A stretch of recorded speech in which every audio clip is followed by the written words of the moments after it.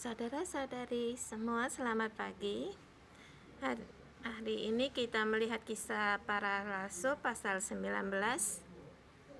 Hari ini Pastor Jason yang berkhotbah. Dalam peperangan rohani bangkit untuk penginjilan. Ini di tempat ini diberitakan di Efesus.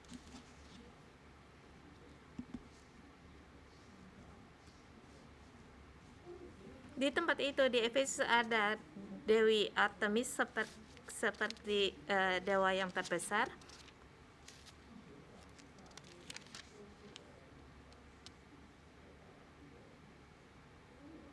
Di tempat itu banyak orang dari berbagai tempat datang tempat itu untuk menyembah dewi itu.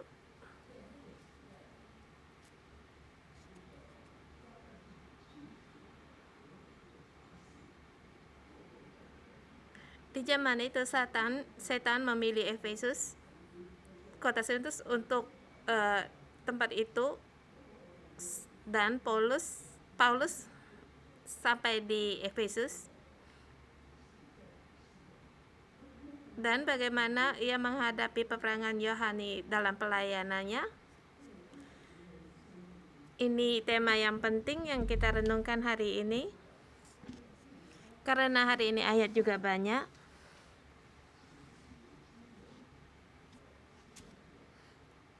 Jadi saya mengambil beberapa ayat untuk kita renungkan di hari ini. Di ayat pertama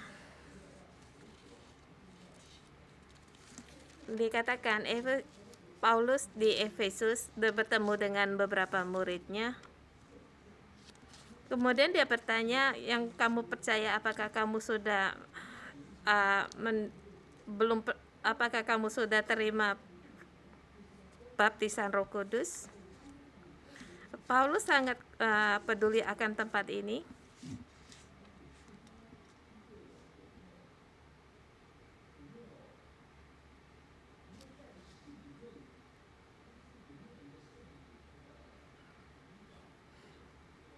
Di sini dia peduli apakah adakah dalam pimpinan Roh Kudus, adakah dipenuhi oleh Kudus, perasaan ini dikeluarkan.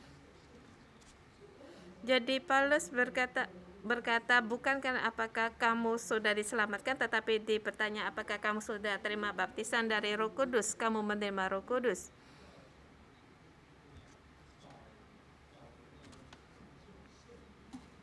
Di sini kita melihat Paulus sangat peduli sekali akan kuasanya dari Roh Kudus. Mementingkan sekali akan kuasanya Roh Kudus dalam kuasa peperangan rohani. Bagaimana melihat semuanya ini? Di sini Paulus sangat mementingkan akan Roh Kudus.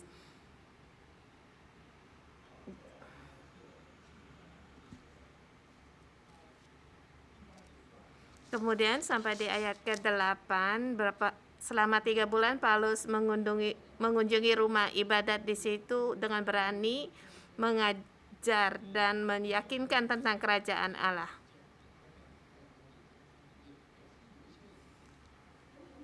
Bersyukur sekali ada beberapa orang membuka tempat ibadahnya dan mendukung mereka, tetapi bertepatan juga ada orang yang menolak mereka, melawan mereka, dan sangat kuat sekali. Jadi bagaimana di sini? Jadi sini membuka ruang kuliah di Tiranus. Jadi dia memilih murid-muridnya, permulaan dari murid-muridnya. Kadang kita tidak bisa menerobosi akan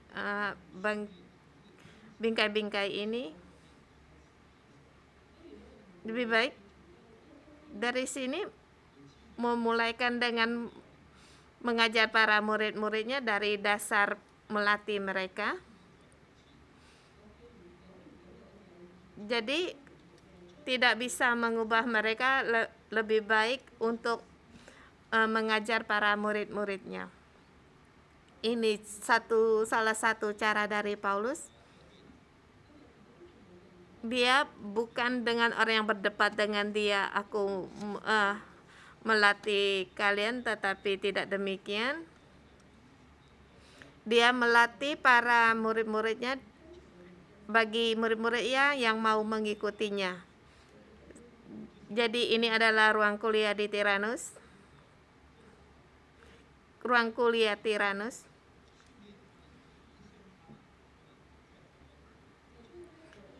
Jadi bagi murid yang semangatnya bernyala-nyala, kemudian mengutus mereka untuk penginjilan. Di ruang kuliah yang sangat penting sekali. Hal ini dilakukannya 2 tahun lamanya, sehingga semua penduduk Asia mendengar firman Tuhan, baik orang Yahudi maupun orang Yunani.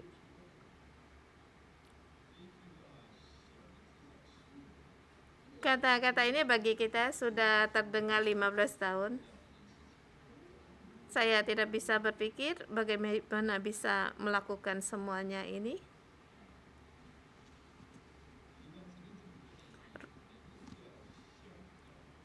Sekolah Alkitab didirikan beberapa lama di Hong Kong. Belum ada orang yang mendengar akan pengajaran Tuhan. Tetapi di sini dikatakan sehingga semua penduduk Asia mendengar firman Tuhan.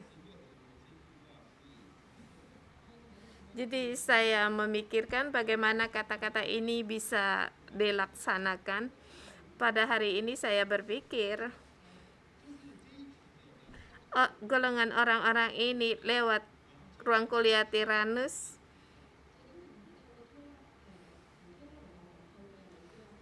sehingga semua penduduk Asia mendengar firman Tuhan. Di sini mereka sangat mementingkan akan penginjilan, yaitu menginjil para murid-muridnya. Melatih murid-murid untuk mengadakan penginjilan, mengadakan pertemuan. Ini pasti harus keluar.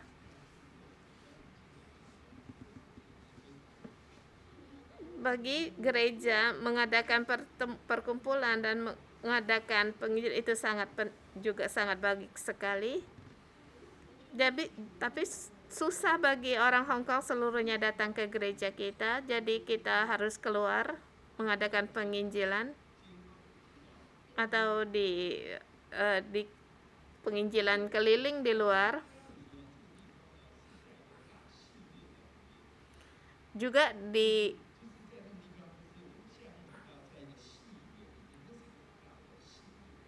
sini dikatakan ruang kuliah Tyrannus, yaitu satu tempat ruang kesenian yang sangat besar.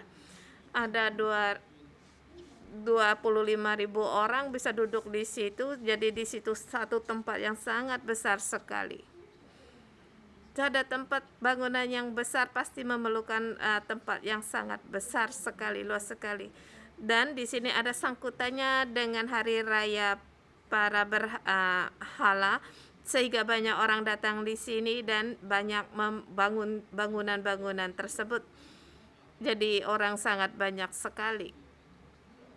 Pada saat orang keluar dari ruang kesenian, setelah mereka mengadakan mudah untuk mengadakan penginjilan bagi mereka.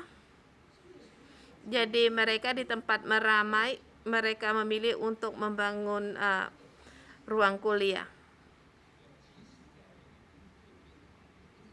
Lagi pula saya percaya perlengkapan persiapan mereka sangat sudah matang, sangat baik sekali dalam perlengkapan mereka. Dalam penginjilan sudah dilatih dengan baik dan juga terus-menerus. Pada saat itu belum ada HP, juga belum ada internet. Mereka mengadakan penginjilan di luar.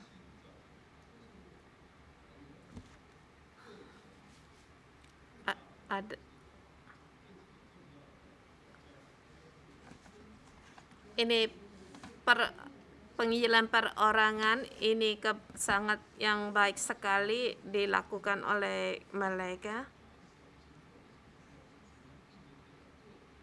Seperti dikatakan di ayat 11, hal ini dilakukan 2 tahun lamanya sehingga penduduk 11 oleh Paulus mengadakan mujizat-mujizat yang luar biasa. Di ayat 12 bahkan membawa sapu tangan dan kain yang dipakai oleh Paulus diletakkan orang sakit, maka lenyapnya sakit mereka dan keluarlah roh-roh jahat. Di sini dikatakan mereka mengadakan kesembuhan dan mengusir roh jahat. Bagaimana mereka bisa membawa sapu tangan dan kainnya Paulus? Mengapa bisa terpikir demikian? Mungkin merasa Paulus sangat sibuk dan capek, tidak bisa mengundang dia. Banyak orang antri mau nerobos juga tidak bisa, sehingga di rumah ada anak kecil, ada masalah ini sangat terburu-buru sekali, sangat genting sekali. Jadi seperti tidak bagaimana kalau di rumah sakit, kalau tidak bisa antri bagaimana?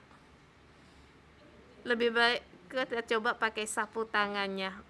Rupanya demikian bisa juga. Saya berpikir mujizat ini demikianlah terjadi yang ingin saya terangkan.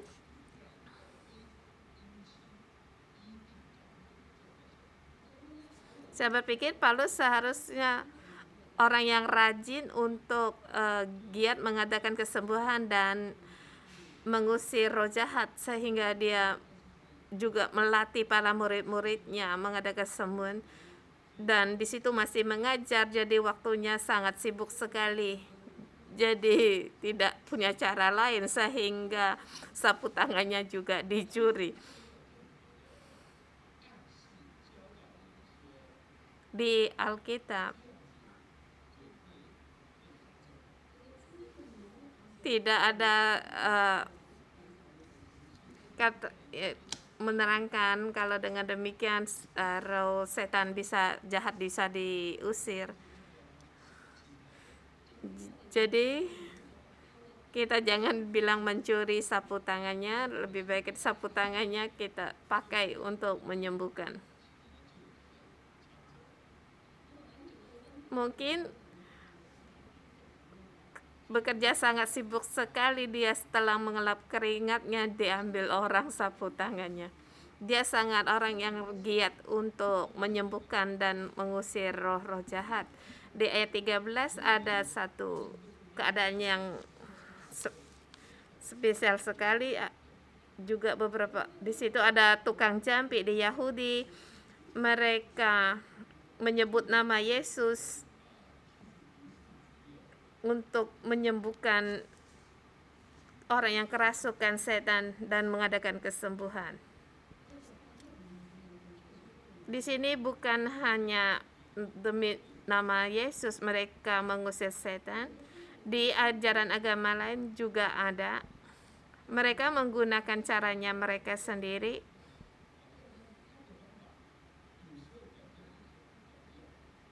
Tapi dengan cara ini sepertinya cara-cara mereka bisa dipakai, kadang juga tidak bisa pakai. Mungkin setan yang roh jahat yang kecil bisa diusir, yang besar tidak bisa diusir. Ini mungkin hantu yang kecil bisa diusir. Mungkin dengan jampi-jampi mereka juga bisa dipakai. Jadi lebih mencoba nama Yesus, Tuhan Yesus, menggunakan nama Yesus yang diberitakan oleh Paulus. Dengan demikian roh jahat itu berkata, Yesus aku kenal, Paulus juga aku kenal. Kemudian mereka menyerang mereka.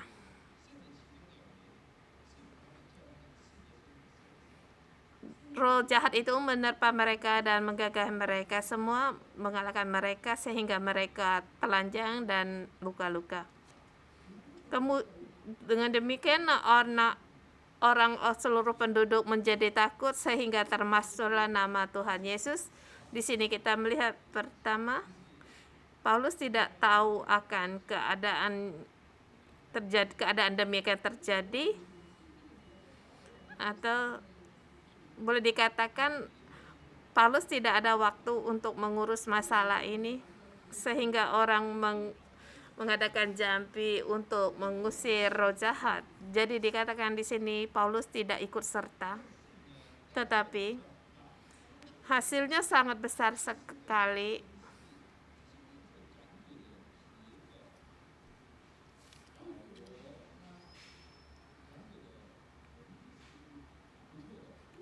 Setelah terjadi ini, para penjambi itu merasakan kuasa dari Paulus sangat besar sekali, sehingga dikatakan demi nama Yesus yang diberitakan oleh Paulus.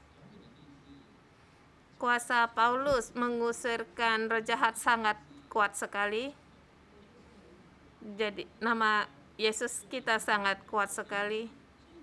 Jadi Paulus dengan nama Yesus mengusir roh jahat sangat berkuasa sekali, kuat kekuatannya.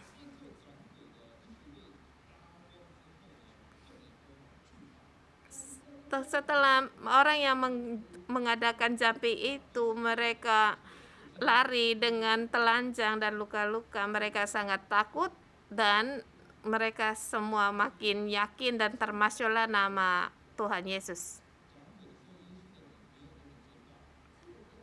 Rasul Paulus mengusirkan nama roh jahat, namanya Yesus tidak begitu termasyhur, tetapi di sini sangat besar, mungkin juga terkenal, termasuk, tetapi tidak sebesar termasuk setelah masalah ini terjadi.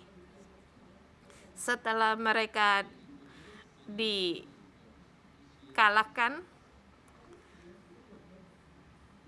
saya merasa kadang ada kalanya Tuhan memang menggunakan waktunya.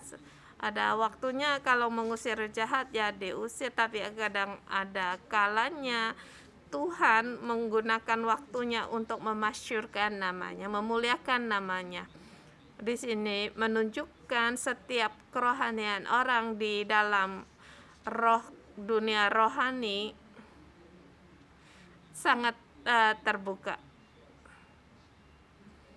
Jadi dikatakan, siapakah kamu? Roh jahat juga berkata, siapa kamu berani mengusir saya? Kamu juga Paulus. Di dunia juga kita juga pernah mendengar kata-kata yang demikian. Kita mengusir setan. Mengapa urusanmu untuk mengusir saya? Apa yang kamu kerjakan sehingga kamu berani mengusir saya? Jadi apa yang kita lihat di dunia roh itu terbuka. Jadi kita harus menggunakan hati yang suci, menjaga kesucian kita.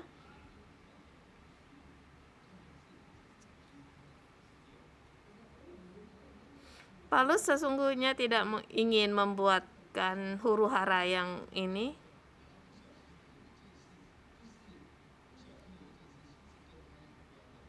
Tetapi karena satu masalah yang ada bersangkutannya dengan apa yang dia kerjakan, sehingga nama Yesus dimasyurkan. Sangat bertepatan sekali, ada hubungannya dengan Paulus, sehingga nama Yesus dimuliakan. Jadi kita setiap orang dalam kerohanian kita, di tahap kesucian kita, roh jahat sangat jelas sekali. Musuh kita iblis sangat jelas sekali. Jadi kita harus mengalahkan, benar-benar menjaga kerohanian kita. Kemudian di membawakan akibat yang dibawa ini, sehingga di ayat 18 dikatakan banyak di antara mereka yang telah menjadi percaya datang dan mengaku di muka umum. Dan juga di situ di 19 dikatakan banyak di antara mereka yang pernah melakukan sihir, mengumpulkan kitab-kitab lalu membakar di depan semua orang. Di 18 di antara mereka yang telah percaya, yang tidak percaya mereka di ayat 18 mereka percaya kemudian membakar buku-buku melakukan buku sihir.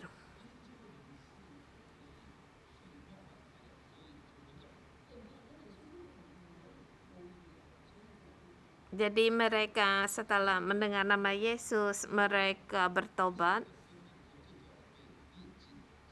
Jadi di kehidupan mereka di sini mereka lebih lagi diuji lagi. Di nilai kitab itu ditaksir 50.000 uang perak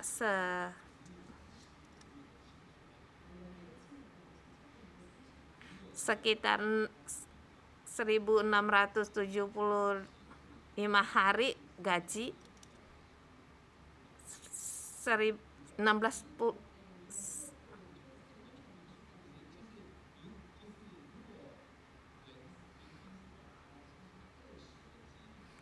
di sini sekitar gaji mereka sekitar sepertiga dari gaji untuk membeli buku sihir ini.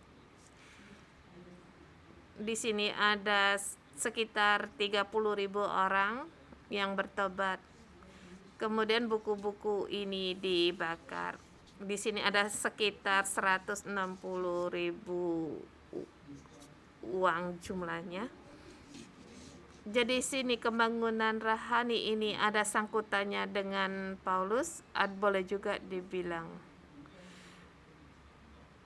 tidak, karena ada urusannya, karena di sini Paulus terkenal apa yang ia diberitakan, tidak, kalau tidak terkenal dalam sangkutannya dengan arti karena Paulus tidak ikut serta di semuanya ini.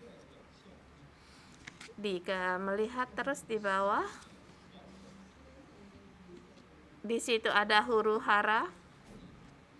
Huru hara di gedung kesenian sangat meluap sekali.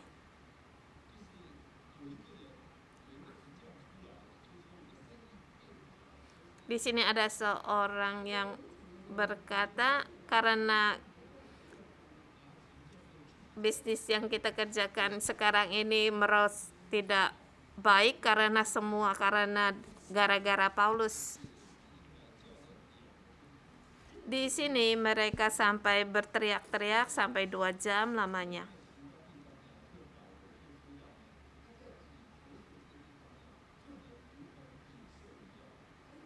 Di kitab lain Paulus di sini orang Efesus pada saat ini seperti binatang buas, sama saja. Di kitab lain dikatakan seperti demikian.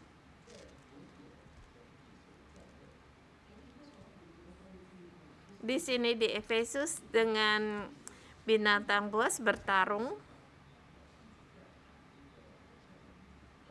Di sini dikatakan ada 25.000-an orang, mereka meneriakkan nama dewi mereka. Semua ini karena ada sangkutannya dengan Paulus. Di sini maukah kita menghadapi semuanya ini? Pada waktu itu memang Paulus tidaklah takut, dia berani untuk menghadapi semuanya itu, sehingga banyak orang yang tidak memberikan dia pergi. Di ayat 30 murid-muridnya tidak mengizinkannya pergi. Di 31 dan juga beberapa pembesar dan sahabatnya tidak mengizinkan dia masuk ke gedung kesenian itu. Di sini kita melihat satu keadaan berani atau tidak berani, atau takut atau tidak takut mati, tetapi karena keadaan murid-muridmu, sahabatmu juga tidak memberikan kamu untuk pergi. Jadi kita di sini harus punya hikmat, mengambil keputusan yang baik, kemudian mengatakan beberapa kata, kemudian dia pergi. Di sini Paulus juga tidak mengerjakan apa-apa, yang hanya dia kerjakan supaya dia jangan masuk ke gedung kesenian itu. Tuhan bisa menyelesaikan semuanya. Kita melihat kisah Pasal Rasul pasal 13 ini, kita melihat bagaimana peperangan rohani, bagaimana untuk melayani Tuhan. Harus menghargai akan kuasa Roh Kudus dan menghargai akan melatih para murid dan penginjilan di luar. Dan baru percaya kemudian dilatih dan juga mengadakan penginjilan perorangan dan menjaga kekudusan diri kerohanian kita dan mempunyai hikmat. Banyak sekali yang persoalan yang bisa kita ikut serta, tetapi ada kadang-kalanya kita tidak perlu untuk ikut serta. Kalau di pejabat di tempat itu berkata beberapa kata, sudahlah cukup. Bahkan roh jahat juga bisa diselesaikan. Dia bisa bekerja untukmu walaupun kamu mengusirnya, tetap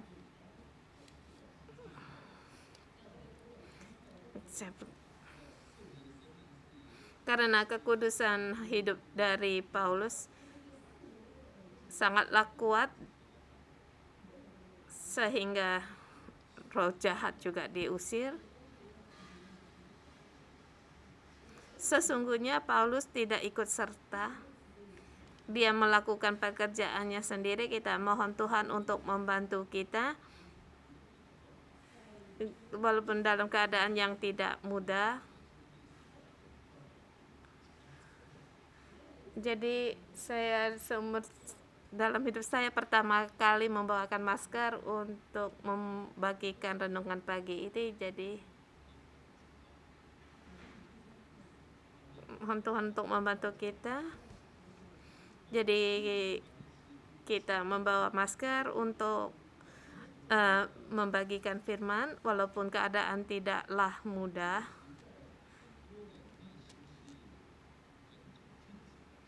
Di dunia ini sekarang, masa ini banyak sekali orang penuh dengan ketakutan, takut akan terjangkit akan COVID-19 ini dan takut diterminit. Dan beberapa hari beberapa hari 2-3 hari ada kedengaran satu perusahaan ditutup sehingga orang penuh dengan ketakutan. Ada orang dengan demikian hati mereka menjadi lemah. Ada orang juga merasa takut sama kamu pada saat memberitakan. Sepertinya susah untuk memberitakan Injil, asal kadang merasa mudah, kadang juga merasa sulit. Seperti di Efesus, Paulus juga sama. Saya generasi pertama percaya orang Kristen. Saya sangat paham kalau hari-hari tanpa Tuhan. Saya juga tahu nama Tuhan sangatlah kuat kuasanya, sehingga di ajaran lain juga bisa terpikat akan namanya Yesus. Kita hidup dalam keadaan yang demikian seperti sekarang. Sepertinya perlu ada damai, tetapi takut kamu memberitakan Injil kepadanya. Banyak sekali masalah, semua naik dicampur aduk. takut sendiri terjangkit, takut pekerjaan ada masalah, atau anak yang sekolah di luar negeri tidak aman. Bermacam-macam ketakutan ada di dalam hidup orang.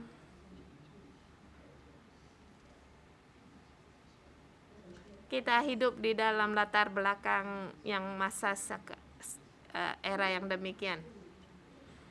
Di saat ini mudah untuk mengadakan penginjilan, atau juga boleh dikatakan suatu yang sulit untuk mengadakan penginjilan. Kita melihat Paulus, dia fokus akan apa yang harus dia kerjakan, dan namanya Tuhan dimasyhurkan. Jadi kita mohon Tuhan untuk membantu kita dalam peperangan rohani. Bersemangatlah terus untuk menginjil.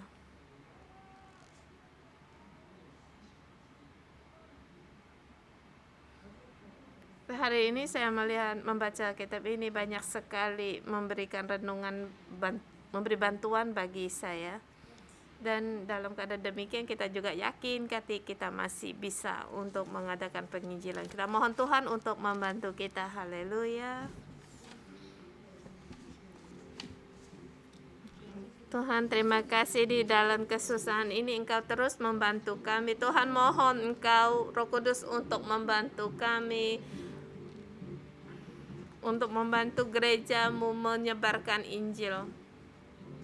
Haleluya.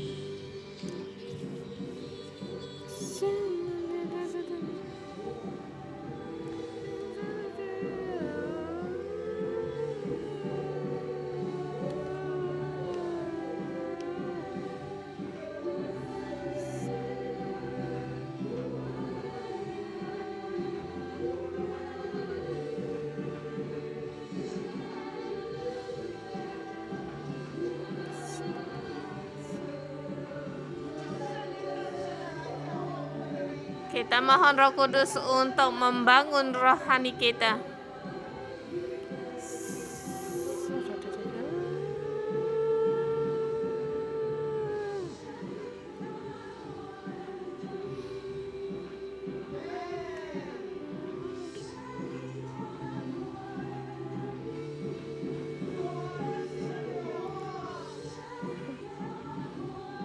Tuhan lebih banyak lagi untuk membangkitkan semangat kami.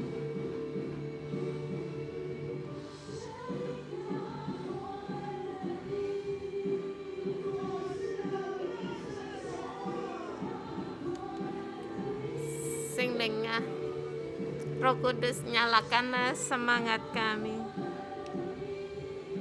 nyalakanlah kerohanian kami lebih dalam lagi, lebih dalam lagi.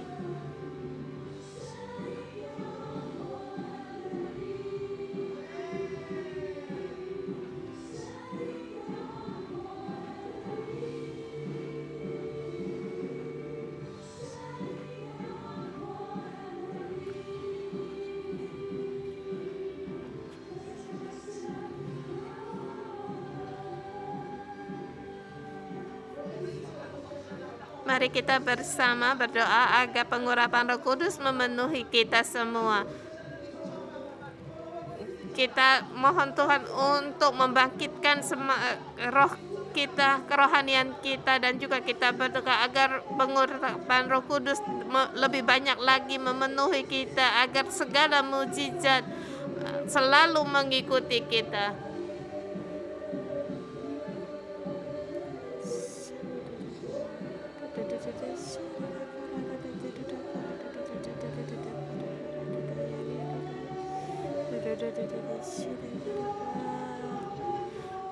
Tuhan, lebih banyak lagi, curahkan Roh Kudus kepada kami, penuhilah kami, bangkitkanlah semangat kami.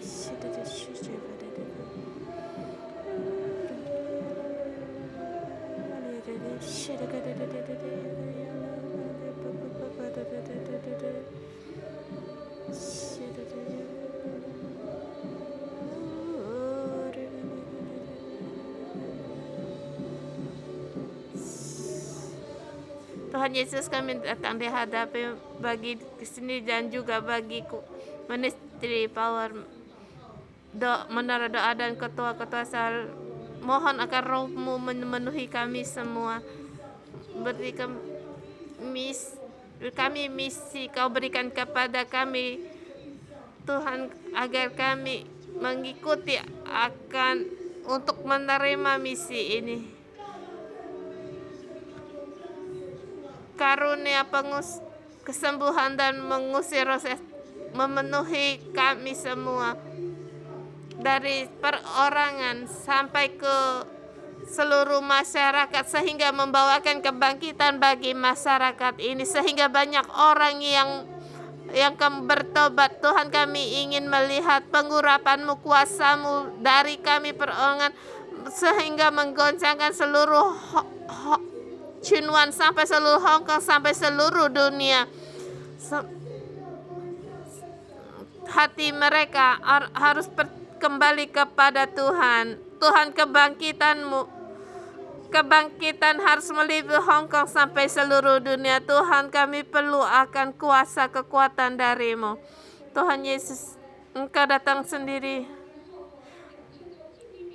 mengatakan bahwa murid-murid dari ruang kuliah Tiranus, mereka setiap hari di situ mereka mendengarkan firman Tuhan. Saudara semua, kita juga seperti yang dinubuatkan bahwa di kuliahnya 61 Alkitab 611 harus di seluruh dunia. Kita mohon di sini juga untuk berdoa. Dan saya mengundang bagi saudara yang hatinya terjamah untuk mengikuti kuliah di Alkitab di 611, berdoa untuk dirinya, dan juga mohon berdoa agar seluruh Hong Kong mendengarkan penginjilan, bahkan di seluruh dunia tersebar Injil kebenaran Tuhan, tersebar sampai di seluruh dunia.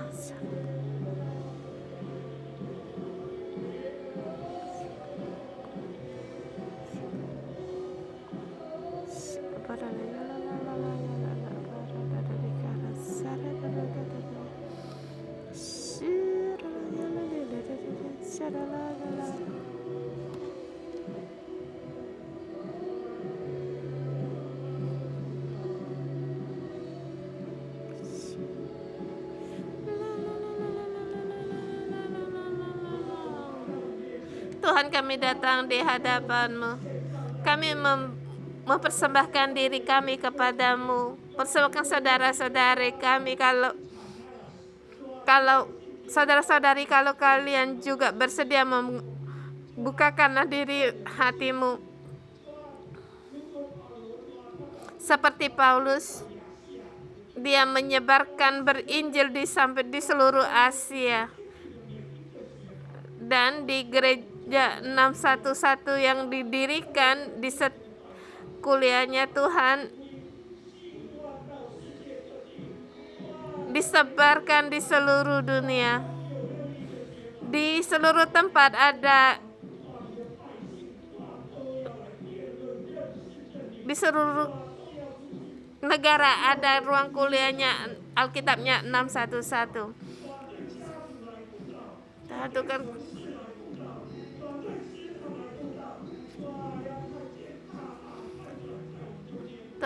Tuhan kami ingin melihat begitu besar perubahan kerohanian di dalam hidup kami semua. Tuhan, walaupun Engkau kemanapun Engkau pergi, kami mengikuti Engkau.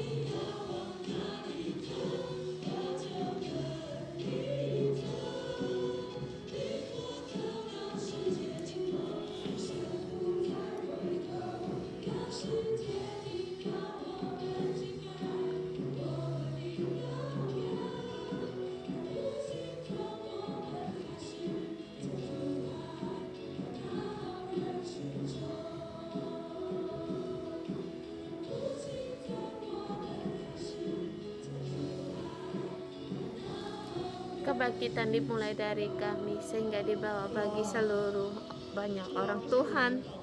Tuhan, inilah adalah doa kami. Bangkitkanlah kami agar kami ada di antara perkumpulan banyak orang.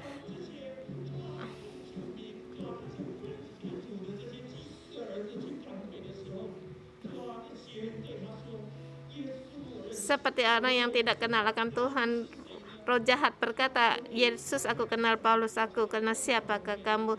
Tuhan, mohon Roh Kudus untuk menerangkan kami, terang-Mu menerangi hidup kami, agar kami bisa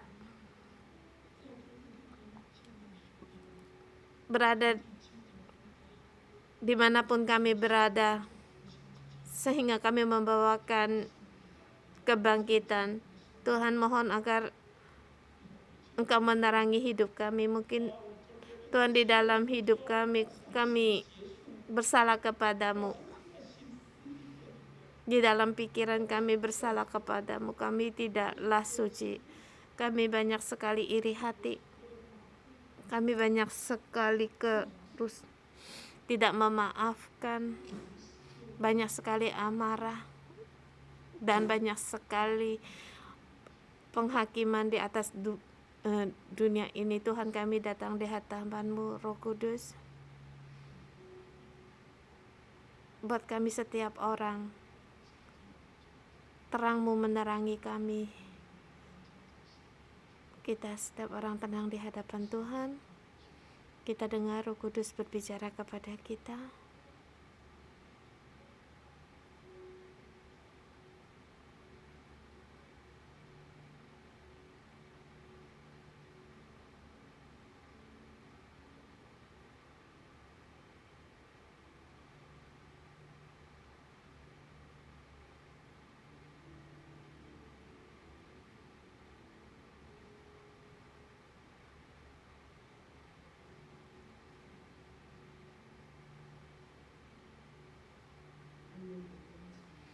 Roh Kudus, hanya terang-Mu yang datang, kami baru bisa melihat kegelapan di dalam hidup kami. Hanya terang-Mu datang menerangi kami sehingga kami bisa disucikan. Hanya karena terang-Mu yang datang, kami baru tahu pikiran kami penuh dengan kedagingan milik dunia.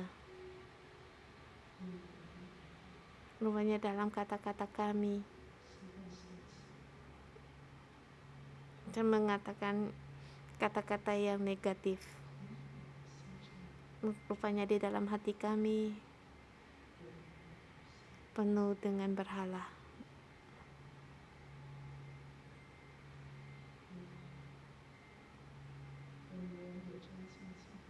Rupanya di dalam hati kami penuh dengan iri hati dan membanding-bandingkan, dan juga penuh dengan kecurigaan dan ketakutan.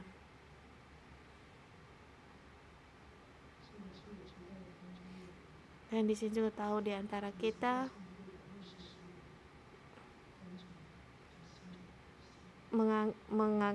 menganggapkan pastor dan Simu sebagai berhala di dalam hati mereka.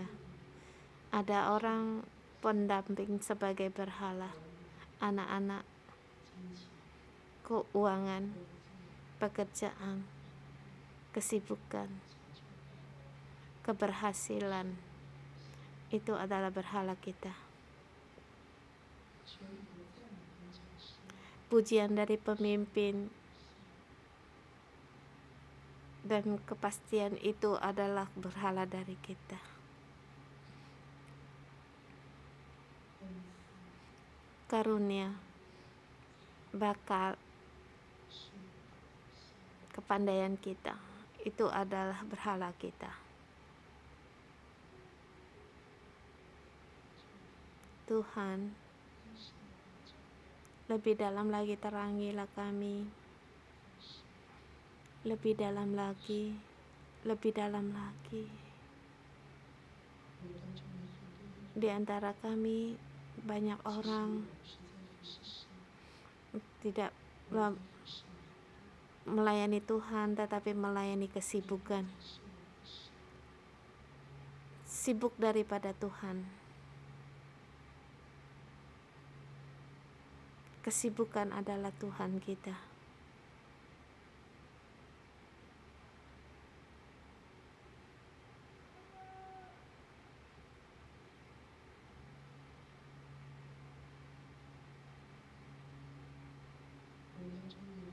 Di antara kita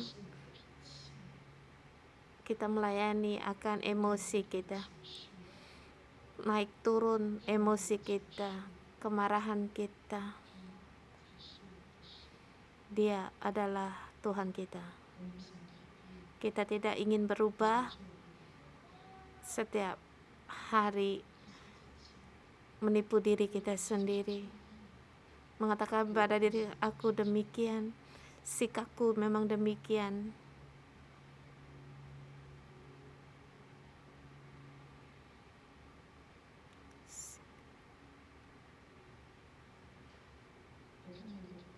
Saya melihat satu gambar di antara kita, keluargamu berantakan, sangat kacau. Itu cara hidup kita, kebiasaan kita, dan pernah terpikir ingin berubah, bahkan ingin berubah, tetapi tidak tergerak di hati. Di rumahmu berantakan menunjukkan bahwa hati dan pikiranmu juga berantakan. Tuhan berkata, kalahkan semuanya itu, kalahkan kekacauan itu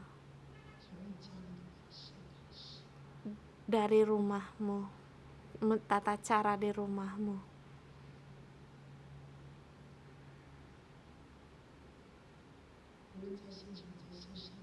baik di online atau di tempat ini, pada saat Roh Kudus menerangi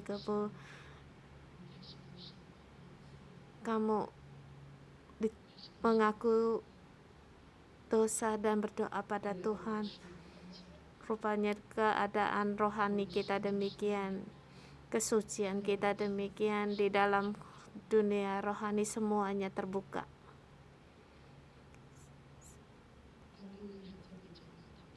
Pada saat 611 masih di North Point, kita pernah mengadakan kebaktian.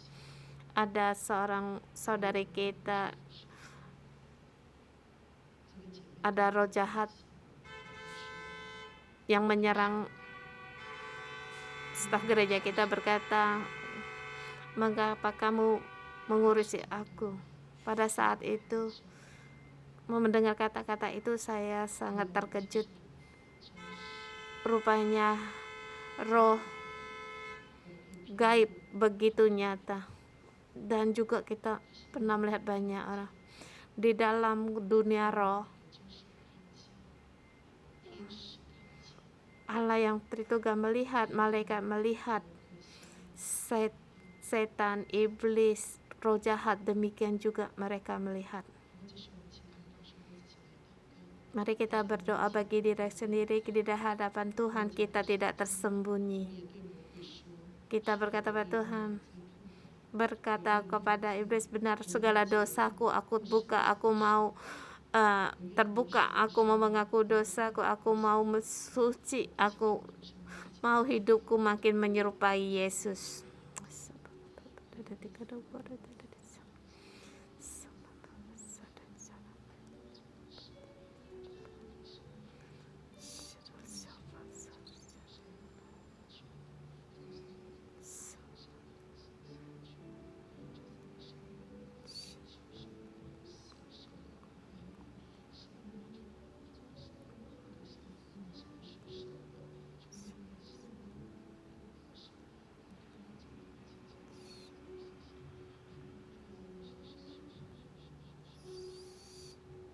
Roh Kudus akan datang di hadapanmu, berkata, Tuhan, aku seluruhnya, seluruh hatiku, aku persembahkan bagimu.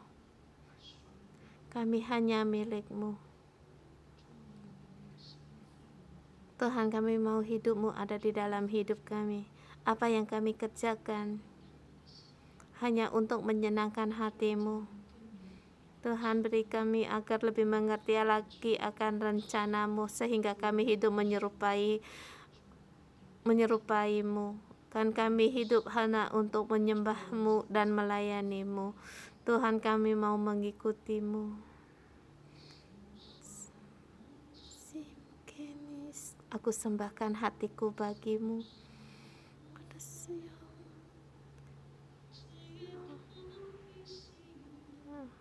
Sembahkan semuanya agar Engkau berkenan dan mengerti akan keinginanmu, ya Tuhan.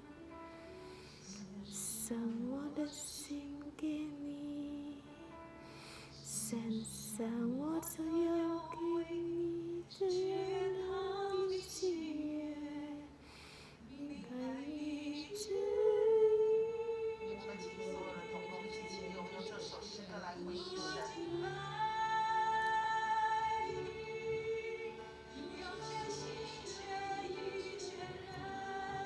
kita ikut nyanyi nyanyian ini sebagai doa kita.